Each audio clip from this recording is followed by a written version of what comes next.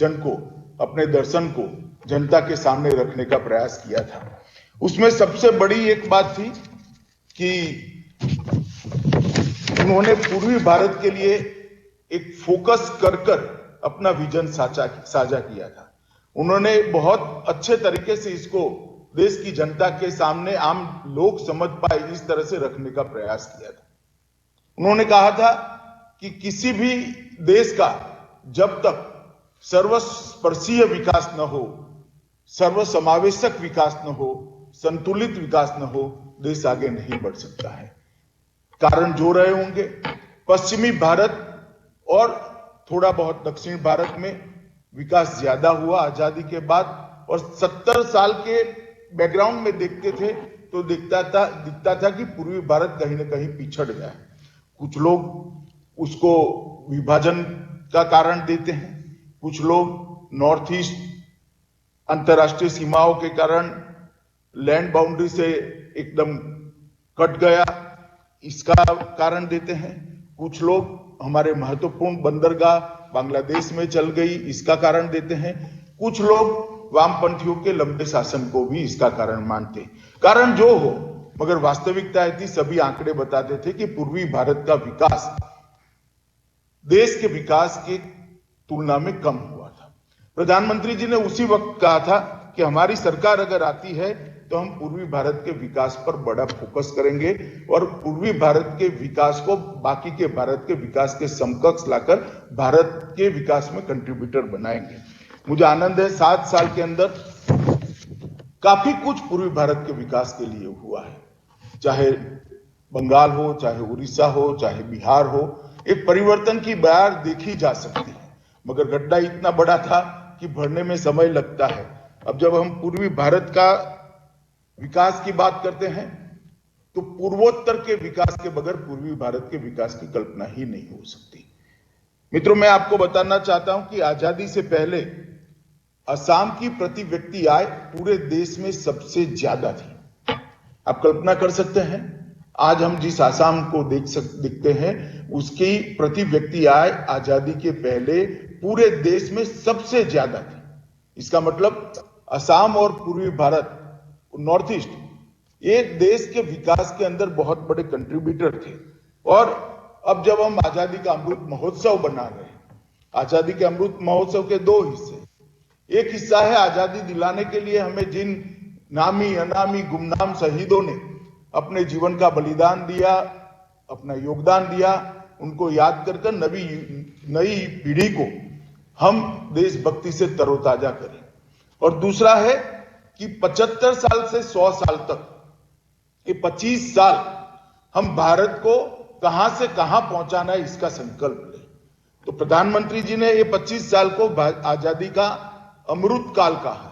ये 25 साल में हर क्षेत्र के अंदर भारत विश्व में सर्वप्रथम हो, इस दृष्टि से आगे बढ़ना है।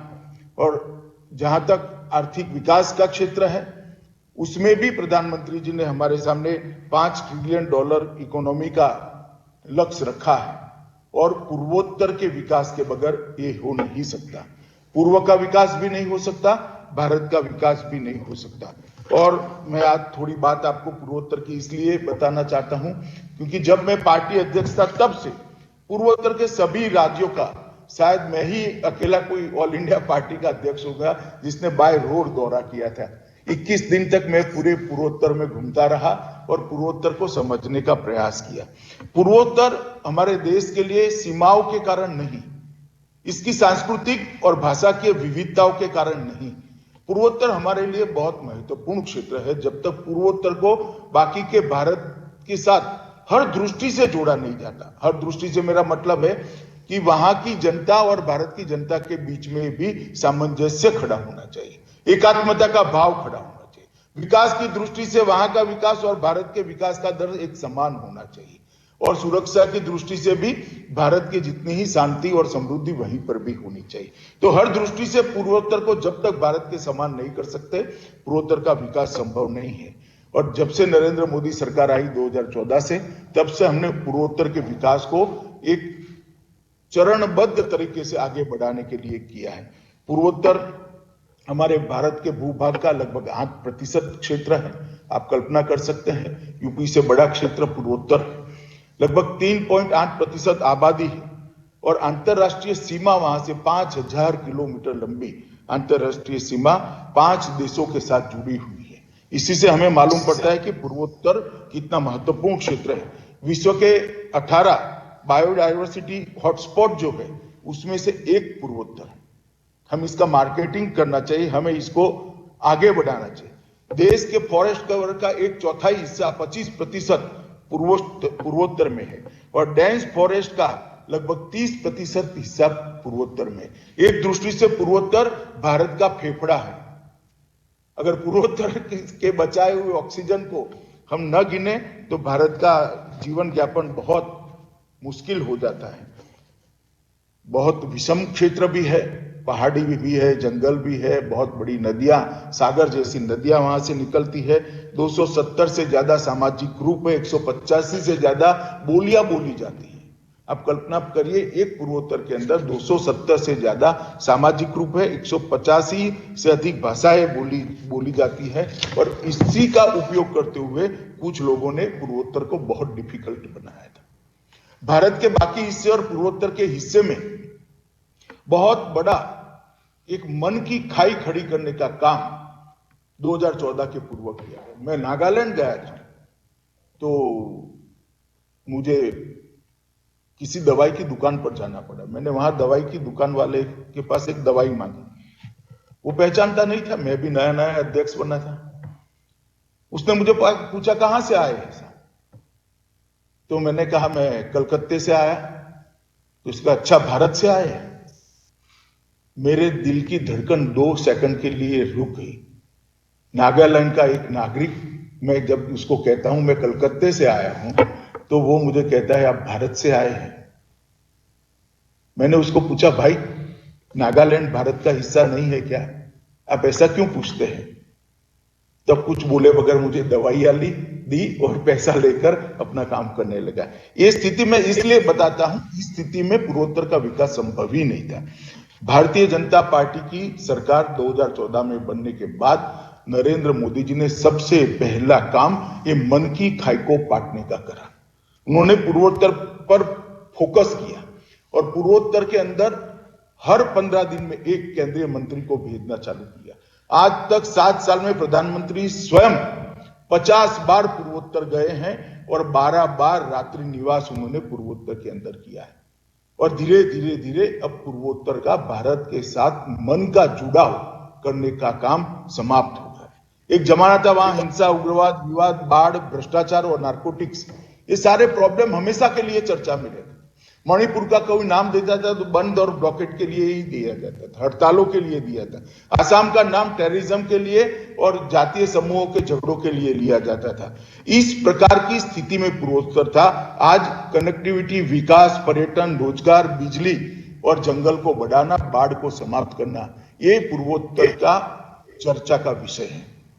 मैं इसलिए बताता हूं कि किसी भी क्षेत्र के अंदर औद्योगिक निवेश अगर करना है तो वहां शांति होना बहुत जरूरी है, वहां के विवादों को समाप्त करना बहुत जरूरी है। एक एनवायरनमेंट ऐसा बनाना जहां पॉलिटिकल स्टेबिलिटी होना बहुत जरूरी है और आर्थिक विकास के लिए एक अच्छा माहौल बनाना बहुत जरूरी है। ये माहौल बनाने का काम ये 7 साल के अंदर नरेंद्र मोदी जी की भारतीय जनता पार्टी की सरकार ने समाप्त कर दिया है, पूरा कर दिया है और आज पूर्वोत्तर तैयार है इसको स्वीकार कर आर्थिक विकास का एक बहुत बड़ा, देश के आर्थिक विकास का कंट्रीब्यूटर बनने के लिए। और ये जो प्रॉब्लम थे हमारे पूर्व के साथ कनेक्टिविटी के, उसमें भी बांग्लादेश के साथ लैंड बॉर्डर का समझौता कर अब पूर्वोत्तर से बांग्लादेश की बंदरगाह 2 साल के अंदर ही जुड़ जाएगी और एक बहुत बड़ा रास्ता दुनिया भर में जाने के लिए पूर्वोत्तर में उद्योग लगाने के वालों के लिए खुल जाएगा।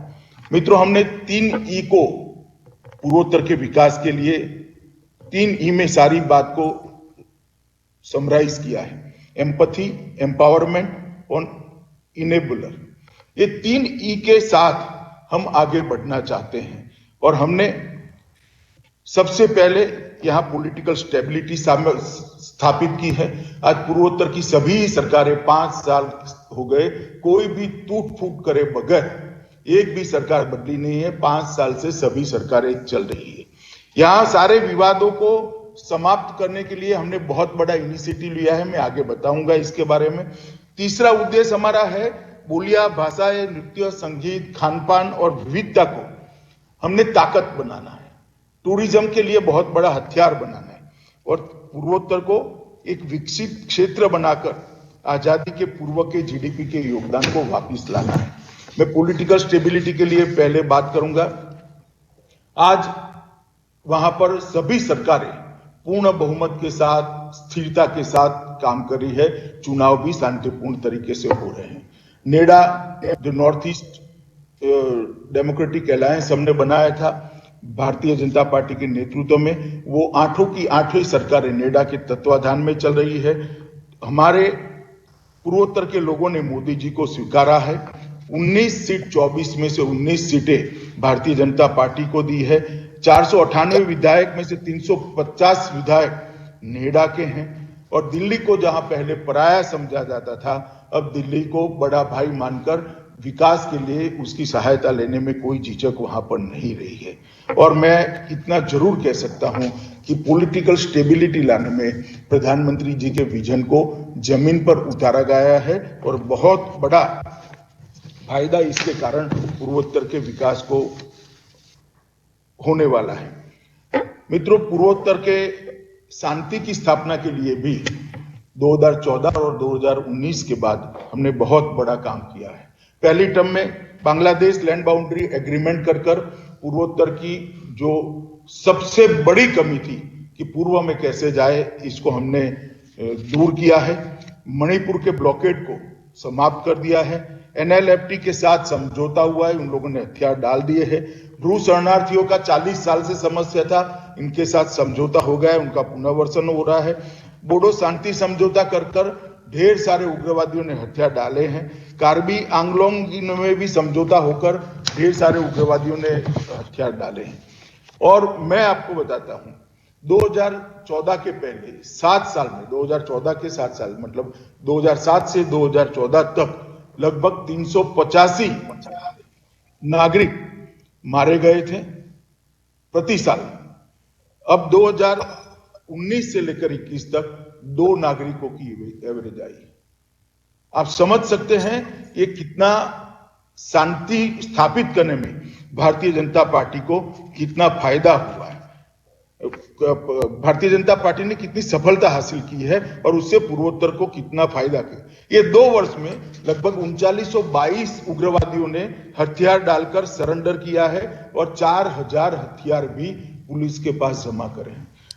3922 उग्रवादियों ने हथियार डाले हैं और लगभग राज्य सरकारें और केंद्र सरकार मिलकर उनके विकास के लिए भी 12000 करोड़ रुपया इन्होंने उनके पुनर्वसन के लिए भी किए।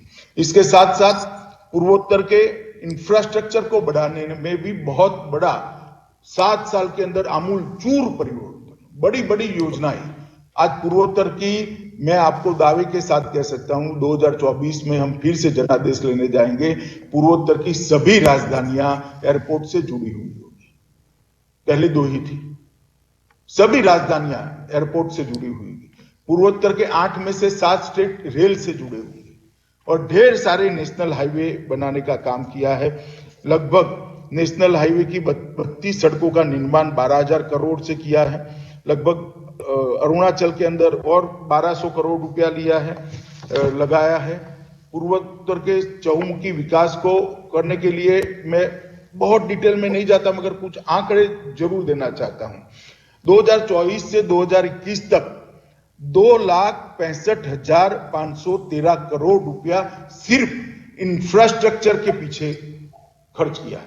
इसमें मैं हेल्थ पर की गई लागत को नहीं गिना था। 2,65,513 करोड़ सिर्फ इंफ्रास्ट्रक्चर के लिए भारत सरकार ने लगाए हैं और 14वें के वित्त आयोग की तुलना में 15वें वित्त आयोग में पूर्वोत्तर के लिए खर्च में 251% की बढ़ोतरी की। मैं ये सभी आपको इसलिए कहता हूं कि पूर्वोत्तर भारत सरकार का फोकस का बिंदु है। पूर्वोत्तर का इंफ्रास्ट्रक्चर, पूर्वोत्तर की शांति, पूर्वोत्तर की पॉलिटिकल स्टेबिलिटी एक ऐसा माहौल बनाती है कि जैसे वहां पर आप लोग इन्वेस्ट कर सके, भरोसा कर सके, और वहां से पूरे पूर्व में जाने के लिए, दुनिया भर में जाने के लिए रास्ता भी अब खुलने वाले हैं। 2021-22 में पूर्वोत्तर का बजट जो वित्त आयोग से अलग है 68,000 करोड़ रुपया किया है। 60 वर्ष में बजट को 2 गुना करने का काम भारतीय जनता पार्टी की मोदी सरकार ने किया है, और ये सारा पैसा पारदर्शी तरीके से खर्च हो इसके लिए भी हमने ढेर सारे कदम उठाए हैं। इसके लिए आईटी का उपयोग भी किया है और बहुत सारे कदम उठाकर भ्रष्टाचार को वहां से निकालने का हमने प्रयास किया है। मित्रों, जहां तक इंफ्रास्ट्रक्चर का सवाल है, 553 करोड़ रुपए की लागत से पाक्योंग हवाई अड्डा सिक्किम में, असम ब्रह्मपुत्र नदी पर बोगीबील रेल और रोड दोनों का एक साथ पुल बनाया है लगभग 6,000 करोड़ की लागत से। कुमारघाट अगरतला के लिए नई रेल लाइन 1700 करोड़ रुपये की। टोटल रेड लाइन के उन्नयन के लिए 22,000 करोड़ रुपया खर्चा गया है। तुरियाल जल विद्युत परियोजना 1400 करोड़ की, पारे जल विद्युत योजना 1600 करोड़ की, त्रिपुरा गैस आधारित पावर प्लांट 1100 करोड़ का, त्रिपुरा में NH 44 उदयपुर 800 करोड़ रुपए का, अरुणाचल में चांगलांग खोस खड़ सड़क 450 करोड़ की, असम में NH 37 380 करोड़ रुपए का, और रेल की कनेक्टिविटी का 40% काम पूरा हो चुका है। अब 2 ही राजधानी रेल से कनेक्ट होना बाकी है, और राजधानी ईटानगर में 995 करोड़ का नया हवाई अड्डा बन रहा है, और भारत और बांग्लादेश दोनों तरफ अगरतला ओखरा रेल लिंक भी चालू हो गई है, जिससे रेल के माध्यम से भी बांग्लादेश के साथ व्यापार हो सकता है। हमने बहुत सारे वहां पर एम्स से लेके IIT से लेके IIM से लेके ढेर सारे इंस्टीट्यूशन भी वहां पर खुले हैं, जिससे वहां के बच्चे एक अच्छा मैन पावर के रूप में हमारे पास हो। इस प्रकार का हमने एक इंफ्रास्ट्रक्चर बनाने का काम किया है। मित्रों, आज जब मैं यहाँ आप लोगों के सामने आया तो आपको अपील करने के लिए आया। आईटी के लिए अपार संभावनाएं नॉर्थ ईस्ट के अंदर पड़ी है। आईटी के लिए वहां की भौगोलिक विषमता जरा भी आड़े नहीं आती है। और जहां तक कनेक्टिविटी का सवाल है, आईटी की कनेक्टिविटी के लिए हमने ढेर सारा काम किया है, और वहां देश के बाकी हिस्सों जैसे ही कनेक्टिविटी आज उपलब्ध है। टूरिज्म पूरे विश्व के टूरिस्टों को आकर्षित करने का कुदरती सौंदर्य यहाँ पर नॉर्थ ईस्ट के पास उपलब्ध है। ऑर्गेनिक फूड के लिए भी 3 राज्य संपूर्णतः ऑर्गेनिक राज्य घोषित कर दिए गए हैं। बाकी राज्यों में भी ऑर्गेनिक कृषि को बढ़ावा दे रहा है। देश भर के को ऑर्गेनिक फूड देने का एक बहुत बड़ा हब नॉर्थ ईस्ट बन सकता है। पूरे विश्व में ऑर्गेनिक फूड की जो मांग और बाजार बढ़ रहा है, इसके लिए भी नॉर्थ ईस्ट बहुत बड़ा स्पॉट बन सकता है। स्पोर्ट्स के लिए भी बहुत बड़ी संभावनाएं नॉर्थ ईस्ट के अंदर पड़ी है। बाढ़ नियंत्रण के क्षेत्र में वहां की भौगोलिक परिस्थिति जो विषम है, इसका ही भी उपयोग करने का हमने निर्णय किया है। इसरो के माध्यम से ढेर सारे कुदरती तालाब बनाएंगे, जो ब्रह्मपुत्र की बाढ़ वो तालाबों के अंदर हम डाइवर्ट करेंगे, और वहां से इरिगेशन भी होगा, शुद्ध पीने का जल भी मिलेगा, और बाढ़ नियंत्रण भी हो जाएगा। दूसरा बहुत बड़ा क्षेत्र है बांस, कागज के उद्योग के लिए और बांस के उद्योगों के लिए ढेर सारी संभावनाएं वहां पड़ी है। भारत का बांस के उत्पादन का लगभग 60% हिस्सा पूर्वोत्तर में है, और अब नरेंद्र मोदी सरकार ने बांस को खेती का स्टेटस दे दिया है। बांस काटने में किसी की वन विभाग की परमिशन की जरूरत नहीं है। इसके कारण बांस की खेती भी वहां बढ़ रही है। बांस से जुड़े हुए उद्योग भी वहां पर बहुत अच्छे तरीके से बढ़ सकते हैं, और दुनिया भर में इसका आकर्षण है, देश भर में इसका आकर्षण है। वहां भी हम बहुत सारा निवेश आने की संभावना है। कुछ 1-2 साल के अंदर ही बांग्लादेश के साथ रेल से भी और रोड से भी उत्तर पूर्व का क्षेत्र जुड़ जाएगा। उसके बाद ढेर सारी संभावना ईस्ट में जाने की भी वहां बन रही है। वहां की जो इन्वेस्टमेंट पॉलिसीज हैं अलग अलग राज्यों की, वो भी काफी ल्यूक्रेटिव है। और वहां सबसे बड़ी बात है कि अब वहां पर शांति स्थापित हो चुकी है, पॉलिटिकल स्टेबिलिटी आ चुकी है और पढ़ाई लिखाई के लिए भी वहां पर ढेर सारे इंस्टीट्यूशन बने हैं जो बच्चों को एक अच्छी डिग्री लेकर आपको ट्रेन ह्यूमन रिसोर्स वहां से तैयारी में मिल सकता है। मित्रों, आज मैं आईसीसी के सभी लोगों से बातचीत कर रहा हूं। मैं इतना जरूर कहना चाहूंगा कि प्रधानमंत्री जी का एक स्वप्न है आत्मनिर्भर भारत का। हम आजादी के अमृत महोत्सव में खड़े हैं। यहां से आजादी के 100 साल मतलब शताब्दी मनाने जाएंगे। जो लोग भी होंगे उनके लिए हमें रास्ता तैयार करना है। और ये अमृत महोत्सव में संकल्प का भी वर्ष है कि हम देश को जब शताब्दी मनाएंगे तब कहां ले जाकर खड़ा करेंगे। और देश को अगर उसका संपूर्ण विकास करना है तो देश के हर क्षेत्र के अंदर सम विकास होना चाहिए। मैं ये बात समझता हूं कि पूंजी लगाना बहुत बड़ी बात होती है, पूंजी भावनाओं से नहीं लगती है, मगर मैं आपको विश्वास दिलाना चाहता हूं कि पूंजी लगाने के लिए जिस प्रकार का एटमॉस्फेयर बनाने की जरूरत है वो 7 साल से हम बना रहे हैं और अब हम बना चुके हैं। अगर अब आप नॉर्थ ईस्ट में जाते हो तो मैं आपको विश्वास दिलाता हूं कि पूंजी लगाने के सारे पैरामीटर से बाकी के देश के हिस्सों की तरह ही वो फुलफिल करता है, मगर जरूरत है हमारी नजर वहां जाने की। और आज मैं जिन लोगों से बात कर रहा हूं मुझे मालूम है वो बहुत बड़े कंट्रीब्यूटर है देश की इकोनॉमी में। एक बार आप नॉर्थ ईस्ट को अलग दृष्टि से देखिए, वहां आए हुए बदलाव को जानिए। आपकी कंपनियों में से कुछ लोगों को वहां भेजकर आए हुए बदलाव को जमीन पर कितना उतरा है उसको चेक भी कर लीजिए। परंतु मैं मानता हूं कि अब समय आ गया है नॉर्थ ईस्ट के अंदर इन्वेस्ट करने का, नॉर्थ ईस्ट को एम्पावर करने का, नॉर्थ ईस्ट को देश के साथ जोड़ने का और नॉर्थ ईस्ट के विकास को बूस्ट देने का समय आ गया है। और आईसीसी से बड़ा कोई फोरम हो नहीं सकता। मित्रों, मैंने असम के मुख्यमंत्री जी को कहा है, वहां पर भी एक वो समिट रखने वाला है मार्च महीने में। मैं चाहूंगा कि आईसीसी इसमें पार्टनर बने, मैं भी जाने वाला हूं, मगर एक अलग दृष्टिकोण आईसीसी ने नॉर्थ ईस्ट के लिए जरूर रखना चाहिए। एक चैप्टर भी अगर खोलना चाहे आप, एक कमिटी जैसा बनाकर कि वहां जो इन्वेस्ट करना चाहते हैं उनको गाइडेंस के लिए या उनको मदद करने के लिए, तो असम सरकार के नेतृत्व में 7 सरकारें इसके लिए आपकी सहायता भी करेगी। परंतु हमने प्रधानमंत्री जी ने जो पूर्व के विकास की कल्पना करी है उसको पूरा करना हम सबका दायित्व भी है और हम सबका फर्ज भी है।